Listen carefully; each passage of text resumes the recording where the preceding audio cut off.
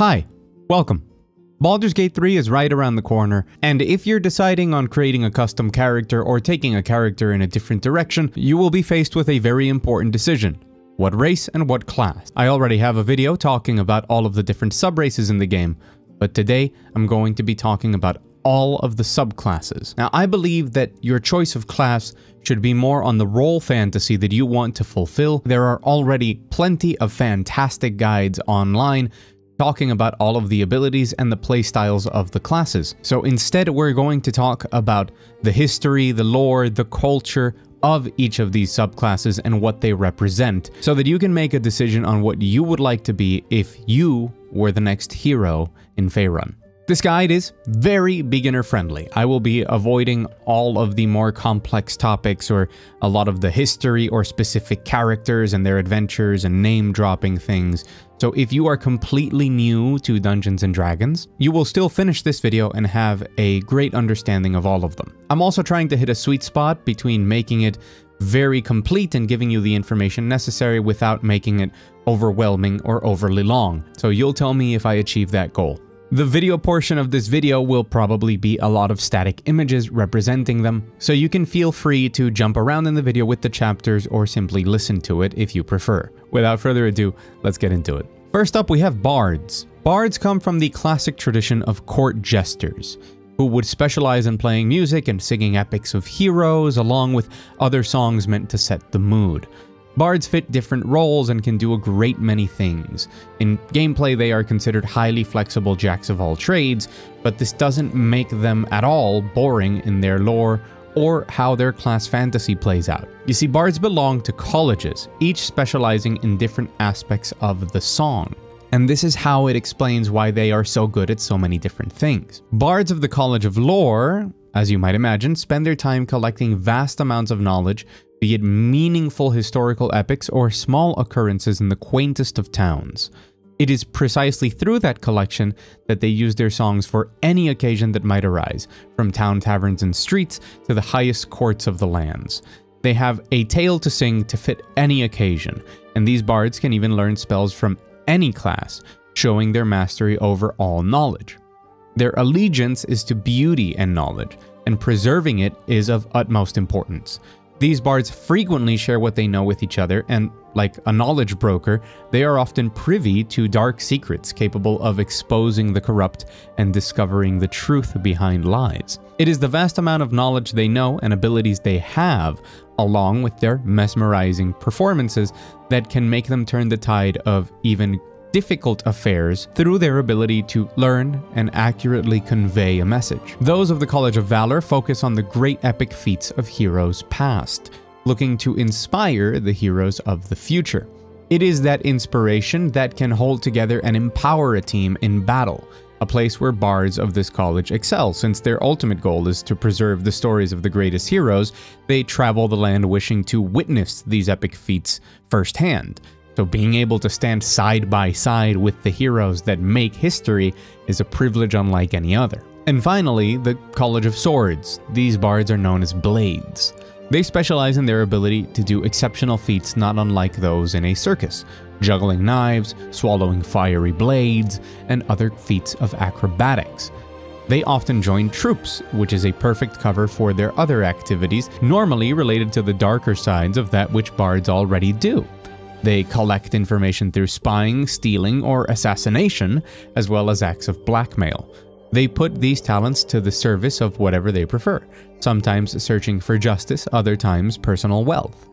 Blades who fail at concealing their identity frequently end up as members of Thieves' Guild, or seek to take their talents elsewhere as adventurers with their prowess for entertainment, knowledge, and combat. If you are specifically looking to play a bard where the spotlight can shine more on you as the hero of the story, breaking some of that bardic dedication to simply singing the stories of others, a blade would be a pretty good call. Druids are connected to nature more than any other class, and depending on the circle they belong to, they focus more on one aspect or another. Generally speaking, it's important to understand where a druid's allegiance lies. They are the guardians of the wild and protectors of the natural order, looking to maintain a balance between the elements of earth, air, fire, and water. They despise all that which is unnatural, such as the undead and other aberrations. They obtain their power from nature itself and their deep connection to it, which allows them to use primal magic. But they do not command the elements, nor are they masters of the wild. Instead, they are merely protectors and servants to the wild. They use this power for the good of nature and never for their own gain. While druids belonging to different circles can not see eye to eye, these basic principles write out an unspoken pact amongst them. They reject all civilization, obviously, since they, love nature more than anything, and society and its norms could never stop them in their mission. So things like political borders or orders are never of their concern when it comes to nature. They can all speak to animals and have great knowledge of nature, including herbs and their properties. For the circles that we have represented in Baldur's Gate 3, we have the Circle of the Moon, which is normally recognized as home to some of the most fearsome druids. They inhabit the farthest reaches of nature, unexplored by many and far from the touch of civilization. They gather once every full moon to speak of their experiences and potential dangers that could affect the wilderness. They specialize in communion with nature and as such spend most of their time in wild shape, or in other words, shapeshifted into animals. Like seriously, in the game it's not that wild, although it's still quite wild. You have badgers, bears, cats, spiders, wolves, ravens, and owlbears, but in the lore, it's basically whatever they want. The Circle of the Land is what you might normally imagine as a druid. They are the most sociable, and they often serve as the connecting piece between other druid societies and civilization, where they would serve as protectors and even priests. They are the most magically capable of druids, granting them additional spells and immunities, and these spells and immunities are often a representation of the lands they keep.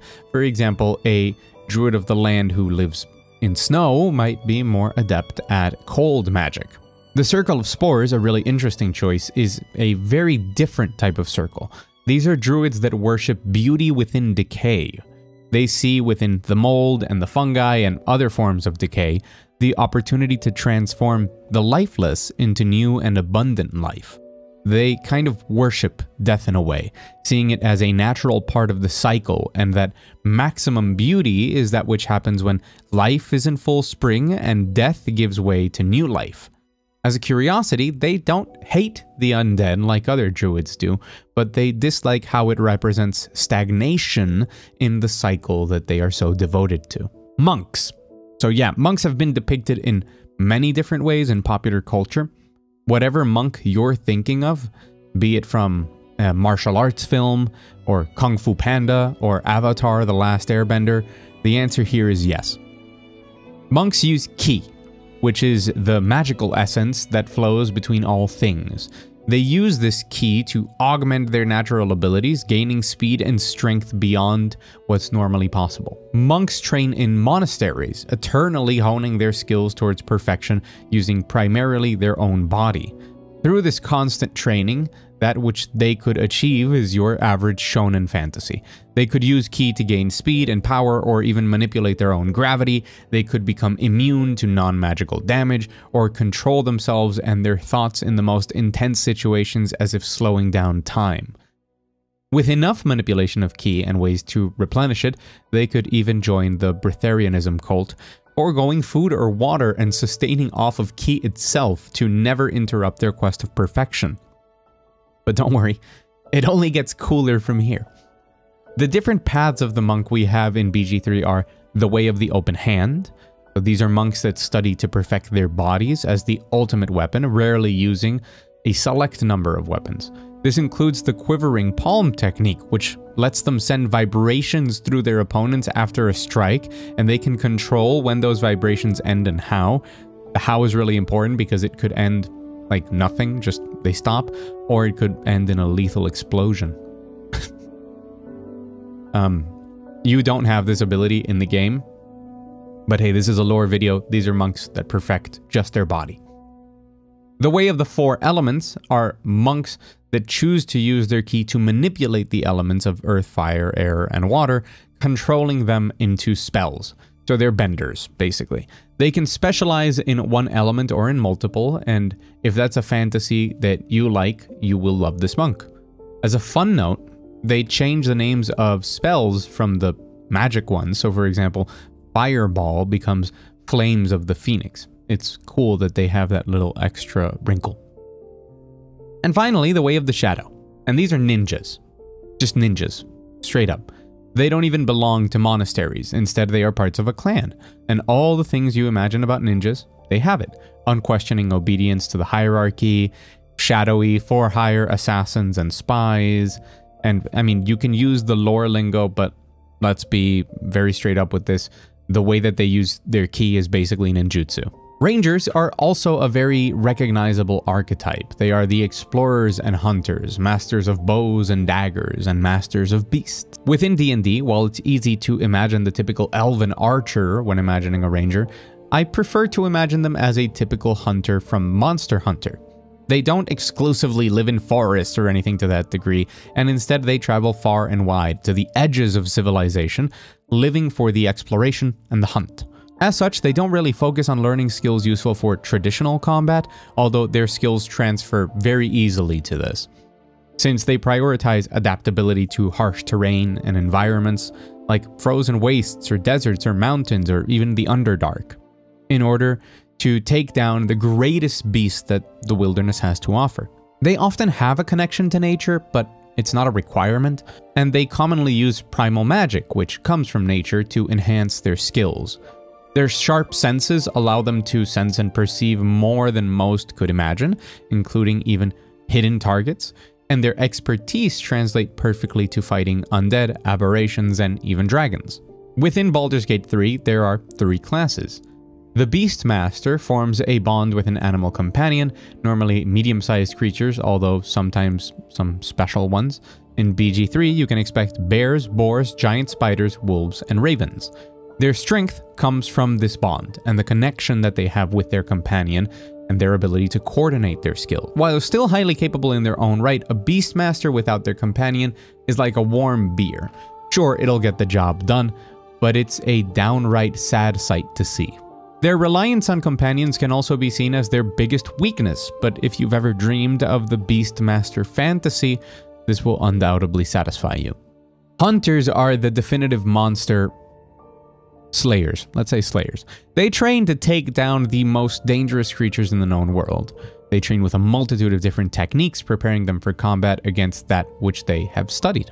And finally, Gloomstalkers are assassins. They are masters of ambush and shadows to avoid damage, study their opponent, and land critical hits. Sorcerers. These are natural spellcasters. While wizards, coming up next by the way, study to master the magical arts, sorcerers simply have the ability to use spells using their willpower. This means that their raw potential for magic is unparalleled, although not often perfectly controlled. Due to this power, for sorcerers, casting a spell can be as simple as speaking, and much like our emotions can make us say things we don't want to, sorcerers could do things they didn't intend. They commonly dislike tradition, study, and authority. They rarely see eye to eye with wizards because of this. This blessing and curse of sorcery often led them down a path of adventure, be it to improve, test their limits, and understand their power, or to help others, and sometimes even just seeking fame and fortune. In Baldur's Gate 3, you have the Draconic Bloodline. Sorcerers in general frequently inherit their powers through a bloodline with dragons. These sorcerers use their powers combined with their physical prowess and emotions to use incredibly destructive magic. They also gain an affinity and resilience to the element related to the breath weapon of their ancestry. More on that in my subraces video. Storm sorcerers are those that channel the primordial powers of existence, like the very air itself. Where other sorcerers avoid winds and lightnings, mostly for their own protection, storm sorcerers revel in it, becoming masters of the weather itself, and they frequently live close by the coast to help keep ships safe and challenge the dangers of the sea. Many say they obtain their powers from terrible storms that happen to them either at birth or from close saves with those storms later on. Wild magic sorcerers are also called chaos sorcerers. They draw power from other planes of existence, resulting in powerful magic, but even more uncontrollable, with unintended side effects that can rarely be predicted. But who doesn't love just a little bit of chaos in their lives? Wizards are the opposite of sorcerers while still being spellcasters.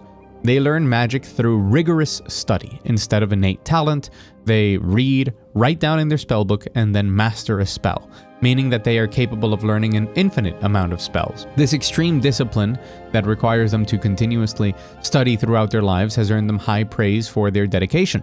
Their most important weapon is then their spellbook and the knowledge that they hold within, although it comes at the price of requiring preparation and rest before going on a spellcasting binge or alternatively combat. Within BG3, you choose which school you prefer as your subclass, and those are Necromancy, which focuses on turning death and destruction into magical power you can manipulate. It's a necromancer. Transmutation, which focuses on transforming things from one thing to another, and also alchemy. Illusion, which focuses on magic that tricks and confuses others. Evocation, which focuses on casting spells using elemental energy for powerful attacks. These are, fireballs. Enchantment, which focuses on entrancing and forcing others to do as you wish. Divination focuses on spells that help understand the past, the present, and the future, clarifying the unknown, seeing what's to come. These are the really smarty pants ones that just like knowing things. Conjuration focuses on creating things, be they objects or creatures, from thin air. You also specialize in transportation and teleportation. And Abjuration focuses on spells that defend and protect with wards or nullify magic and banish enemies. Barbarians are all-out strength, a strength that is born from the spirits of nature, from ancestral totems, or just for their raw passion for violence. Barbarians are simply people who follow old warrior traditions that tap into primal rage. Instead of focusing on what separates us from animals, they focus on the connection they still have with them. Despite being seen as reckless brutes, some barbarians are on the smarter, calmer side, and some even prove to have honor. But generally speaking, yes, they're kind of brutes. They often come from outside of normal society, where warrior traditions are still more enshrined and therefore are less cultured and hold disregard for tradition, rules, and authority. On the other hand, they share affinity with druids, sorcerers, and rangers due to their shared love and connection to nature. I haven't really dove into races and classes, since there are some class and race combinations that are more common, but generally you can see all sorts of combinations, and of course you can make whatever combination you wish. But barbarians are almost always humans or orcs, and other races that have barbarians have specific sub-races for them, none of them playable in BG3, but for example the Wild Elves and the Wild Dwarves would be examples. Barbarians' affinity with sorcerers also reflects on how they don't like wizards, possibly because they themselves tend to be illiterate, or because their association with study and discipline. They much prefer the primal natural connection of sorcerers, and while they themselves use primal magic, they dislike this textbook magic of wizards. In general, barbarians don't really like things they can't understand. Surprisingly, they also don't understand armor. Most of them are just so massive that they're tough because they are, and not from wearing armor. Barbarians channel rage, a state in which they channel primal power and inner fury, granting them monstrous strength and tolerance to pain. Normally this state wouldn't last more than a minute, but over time with training, much like monks, barbarians could rage forever. They're fundamentally that really annoying friend at the club that's asking for shots at 4 AM when you really just want to leave. Unless you're that friend. In that case, I love you, thank you for watching, please subscribe. In BG3, we have 3 subclasses. Berserkers are barbarians that instead of drawing power from nature or primal magic, they just gain it from their absolute bloodlust, their unquenchable thirst for violence. They can go into an even wilder state of rage known as frenzy. They are then fearless and immune to charms. They could terrify others by simply being in this state, just existing. And they have battle reflexes hard-coded into them in such a way that anyone who attacks them would just immediately receive a reflexive retaliation blow. Absolute mad lads. Wildhearts, or totem barbarians, commune with a spirit animal as a patron. They then follow the path of the patron in life, and the patron guards and aids them in battle. They can choose from 5 animals in BG3, and these are the bear, the eagle, the elk, the wolf, and the tiger, which each grants them different benefits. Wild magic barbarians are those that focus more on the primal magic connection, and when entering a rage, much like sorcerers, can cause the effect of a spell, leading to RNG shenanigans, and being able to later use magic to buff themselves or others. Clerics are not what you imagine, or exactly what you imagine. I don't actually know what you imagine. But if you're thinking about a white mage or a more JRPG idea of a cleric, this isn't it. Clerics are hardened badasses that, yes, all of them have access to heals and buffs, but they are also powerful offensive and utility spellcasters with great martial prowess. From a fantasy fulfillment perspective, a powerful spellcaster that shifts between hammering skulls or cutting down foes, flinging powerful spells, and protecting their parties, all in the name of the gods they serve, clerics are really awesome. It's important to understand that clerics, while being highly religious, can be sworn to any deity. A cleric can be sworn to a mighty good god or to an evil god, and anything in between. Those who serve good gods protect and heal the weak, while those that serve evil increase their power and the power of their god by causing pain and destruction. Most clerics serve a church, kind of as a higher agent of the church, but some can serve their deities without a church, and even within churches, the hierarchy is not always respected. A large part of a cleric's identity comes from their divine domain, or in other words, the type of god they are sworn to. Depending on it, unique spells and prayers could be learned and channeled by the cleric, who borrows power from the god they worship. In BG3, we have Nature Domain, which are those that worship gods of nature, the forest normally, so they have more control over the environment, entangling vines and that sort of thing. The Knowledge Domain focuses on everything related to gaining knowledge. This can range from languages to understanding the intricate past and present of people or objects. The Tempest Domain focuses on the destructive power of electrical or sonic attacks. War Domain focuses on martial combat and taking to the front lines with heavy armor and striking down your foes. The Life Domain focuses on healing. Remember, all clerics can heal. These focus on it, and they have things such as Preserve Life, which is a spell that allows a critically wounded creature to immediately go back up to half of its peak. The Light Domain focuses on light and fire, as well as banishing darkness, so they can light up spaces and amplify the spells cast. And the Trickery Domain, which focuses on illusion, enchantment, and deception, being mischievous pranksters. These are kind of more like rogues, to be honest. Fighters are warriors that have mastered the art of martial combat, capable of wearing any armor and wielding any weapon. They would then specialize in a skill set, but always being able to adapt and stand on the front line in whatever capacity is required of them. Fighters can come from all over. Some are simply warriors forged in great battles or adventures, or they could be veteran knights or elite soldiers. Any warrior that reached the level of mastery could become a fighter, be it through training and education, or in the heat of military conquest, or through the scraps and survival that comes with fighting for your homeland. There is no formal organization of fighters, and therefore there's no code nor brotherhood.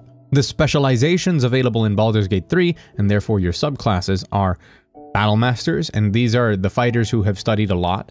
They understand battle tactics and strategy and are more capable of gleaming information from their opponents in combat. They also learn maneuvers, which are martial techniques that focus on using said strategy in battle with things such as disarms and feints. Champions are the highest possible level of physical condition and weapon mastery for a fighter. They hit harder, jump better, run faster, and hold stronger. They're more precise, striking critically more often and mastering multiple fighting styles. And Eldritch Knights combine their martial prowess with use of magic. Unlike others, they can fight in physical combat and cast spells at the same time, including spells to protect themselves or enhance themselves, and they can even form magic bonds with weapons, allowing them to summon those weapons from thin air. All their spells are learned as a wizard would, but at a much slower rate. Paladins are holy crusaders that are defined by their oaths. As long as they stand by their oaths, they can use divine magic given to them by deities. Paladins are generally good, but evil paladins can exist. To become a paladin, one must answer the call and swear an oath to a god, imbuing one's life with divine purpose. This is almost never a choice. Instead, you either answer the divine call or not, but if you never get it, you can't just become a paladin. They answer to their oath before anything, and as such, a very large amount of paladins are adventurers traveling the lands looking to fulfill the guidelines of the oath that they uphold. The oaths present in the game are the Oath of the Ancients. This is an oath to nature and therefore are great friends with druids. Their tenets are to kindle the light, which is to perform acts of kindness and compassion to inspire hope in those that may otherwise become despondent. To shelter the light, which is to cultivate goodness, beauty, and jubilation in the surrounding world, and remain a bulwark against the evilness of the world that may threaten it. To preserve their own light, which is to take time to partake in the joys of life to ensure you can safeguard it for others, and to be the light. Share your inner spark and exemplify bravery in all your deeds so that you may serve as an inspiration to those that have succumbed to hopelessness. The Oath of Devotion are your typical knightly heroes who seek justice and protection of the innocent, so, white knights. The key principles of the Oath of Devotion are the following. Honesty. A paladin's oath is only as strong as their word. Their word shall never utter deceptions or falsehoods. Courage. Take warning with your actions, but never let those actions be halted by fright or panic. Compassion. Always offer succor and safe haven to those that cannot defend themselves. Stand strong against their tormentors and practice forbearance when wise to do so. Honor. Conduct your affairs in a manner that exemplifies virtuous integrity to the world. Ensure that the good deeds you perform always outweigh any inadvertent grief you may cause. And duty. Follow justly those to whom you serve, ensure ownership of all your deeds, and guard with your life those you are sworn to watch over. Not all paladins are virtuous and righteous, such is the case of the Oath of Vengeance, paladins often called Dark Knights, that forsake honor and purity in the pursuit of punishing those who are unrighteous or guilty of other crimes, however necessary. Their values are to fight the greater evil. When presented with the choice, always take up arms against the most malevolent foe possible. No mercy for the wicked. While some beings are too weak to earn my wrath, sworn foes deserve no such pity nor leniency. By any means necessary, the eradication of evil requires a singular purpose free from ethics or morality. And restitution. Failure to cease destruction caused by the wicked can only be atoned for by restitution. Failure to cease destruction caused by the wicked can only be atoned for by aiding their unfortunate victims. And in Baldur's Gate 3, finally, you also have the Oathbreaker. A paladin that has broken their oath can repent and recover it, or can choose to be an Oathbreaker. Consumed by darkness and the ambition that led to the broken oath, these paladins uphold no values and instead focus on dark arts to empower themselves, as opposed to the divinity of those who still uphold their oaths. Rogues are masters of stealth and subterfuge.